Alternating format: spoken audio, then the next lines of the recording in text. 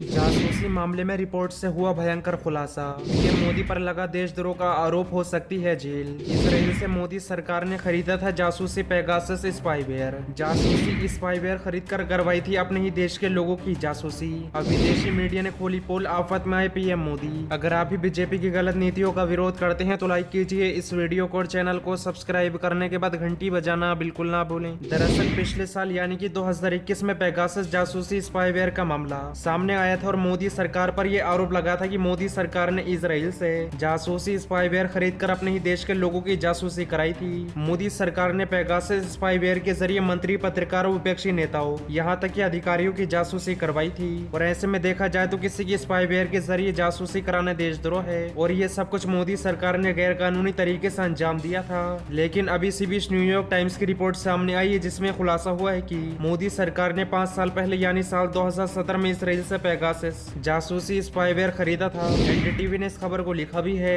भारत ने 2017 में इसराइल से डिफेंस डील के साथ खरीदा था पेगासस स्पाईवेयर। रिपोर्ट यानी कि मोदी सरकार ने पेगासस स्पाईवेयर खरीद कर अपने ही देश के नागरिकों की जासूसी कराई थी। अब ये पूरी तरह से साबित हो चुका है। विदेशी मीडिया की रिपोर्ट में इस बात का खुलासा हुआ है और जब से रिपोर्ट सामने आई है तब से ही कांग्रेस के नेता भड़क उठे हैं, क्योंकि मोदी सरकार ने इस पेगासस स्पाईवेयर के जरिए राहुल गांधी की भी जासूसी कराई थी। और ऐसे में कांग्रेस नेता सुरजेवाला का कहना है स्पाईवेयर पेगासस को गैर कानूनी तरीके से खरीद कर उसी देश के नागरिकों के खिलाफ इस्तेमाल के लिए सीधे पीएम मोदी जिम्मेदार हैं। ये प्रजातंत्र का अपहरण है और देशद्रोह है। लेकिन अब आप नेता को भी सुनिए। साथियों, अब अंतर्राष्ट्रीय समाचार पत्र ने वो साबित कर दिया जो कांग्रेस हमेशा कहती थी। मोदी सरकार ने गैर कानूनी और असंवैधानिक तरीके से अपने ही नागरिकों के खिलाफ जासूसी स्पाईवेयर पेगासस इजराइल से खरीदकर इस्तेमाल किया और उसके लिए सीधे प्रधानमंत्री नरेंद्र मोदी जिम्मेवार हैं।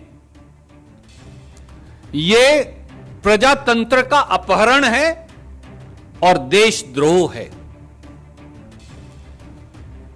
देखा जाए तो मोदी सरकार ने गैर कानूनी कारनामे को अंजाम दिया और चोरी छुपे जासूसी करवाई। कांग्रेस का कहना है ये देशद्रोह। इसके अलावा लोगों का ये भी कहना है अगर इस मामले पर जांच बैठती है तो ऐसे में आरोपी को जेल जाना पड़ सकता है। लेकिन इसमें सोचने और समझने वाली बात है, जांच कौन करेगा? इन्हीं की सरकार है। कुल मिलाकर जासूसी मामले में मोदी सरकार पूरी तरह से फंस चुकी है। बढ़ते हैं अगली खबर की तरफ, जहाँ ओम प्रकाश राजभर ने चुनाव आयोग पर साधा निशाना। बोले खुलेआम कोरोना बांट रहे गृह मंत्री अमित शाह पर उन पर कोई एक्शन नहीं। दरअसल पश्चिमी उत्तर प्रदेश में चुनाव प्रचार के दौरान गृह मंत्री अमित शाह बगैर मास्क के प्रचार करते दिखे तो सुभाषपा नेता ओम प्रकाश राजभर ने उन पर निशाना साधते हुए कहा कि चुनाव आयोग को गृह मंत्री अमित शाह का बगैर मास्क के चेहरा नहीं दिख रहा है क्या? उनके खिलाफ एक्शन क्यों नहीं होता? ओम प्रकाश राजभर का कहना था कि अमित शाह घर घर जाकर कोरोना फैला रहे हैं लेकिन उन पर कोई कार्रवाई नहीं हो रही, जबकि दूसरे नेताओं पर कोरोना प्रोटोकॉल के तहत केस दर्ज किए गए हैं। ओम प्रकाश राजभर ने आरोप लगाया है कि आयोग दोहरे मानदंड अपना रहा है। ओम प्रकाश राजभर ने एक बार फिर से अखिलेश यादव को सीएम बनने की बात को दोहराते हुए कहा कि यूपी में अखिलेश यादव के नेतृत्व में सरकार बनने जा रही है। इसे देखकर बीजेपी बौखला रही है। यही वजह है कि बीजेपी नेता अनाप शनाप बयान दे रहे हैं। चुनाव को हिंदू मुस्लिम करने की कोशिश की जा रही है। ओम प्रकाश राजभर ने आगे कहा कि बीजेपी चाहे कुछ कर ले लेकिन जनता ने उसे बाहर का रास्ता दिखाने का मन बना लिया है। सपा गठबंधन में चल रही खींचतान को लेकर ओम प्रकाश राजभर ने कहा कि ये बातें मनगढ़ंत हैं, थोड़ी बहुत चीजें ऊपर नीचे कहा नहीं होती। उन्होंने कहा कि अखिलेश यादव सब कुछ ठीक कर लेंगे। वो उनको साथ लेकर विचार विमर्श करके सहयोगी दलों के साथ समन्वय स्थापित करने का पूरा प्रयास कर रहे हैं। ओम प्रकाश राजभर ने कहा कि ये सारी बातें बीजेपी की तरफ से उड़ाई जा रही हैं।